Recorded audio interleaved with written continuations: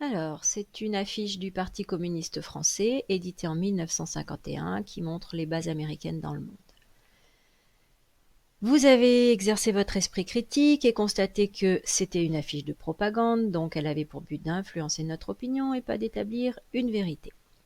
En 1951, on est en pleine guerre froide, qui est une période de tension entre les États-Unis et l'URSS.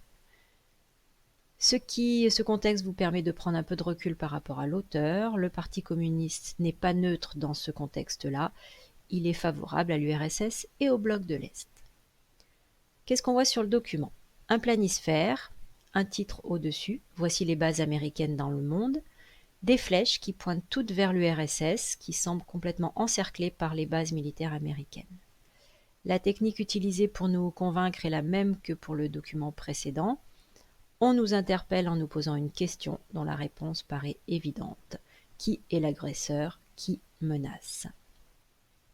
Donc là, le planisphère est dans une nuance de noir et de gris. Il y a plusieurs phrases qui sont inscrites. Deux sont extraites de discours de présidents américains. Donc la première, les États-Unis doivent faire la politique du coup de poing, déclaration de Truman et de MacArthur. Le dispositif militaire soviétique est essentiellement défensif. Ces deux phrases, qu'est-ce qu'on peut en tirer? Absolument rien, puisque deux phrases qui sont sorties de leur contexte. On ne sait pas ce qu'il y a eu de dit avant et ce qu'il y a de dit après. Ces phrases ne veulent absolument rien dire. Cette affiche est donc clairement anti-américaine. Je n'ai pas reprécisé les deux petits textes du haut qui argumentent aussi pour essayer de nous montrer que ce sont les Américains qui sont les agresseurs et que les Russes ne se sont pas battus depuis la Deuxième Guerre mondiale.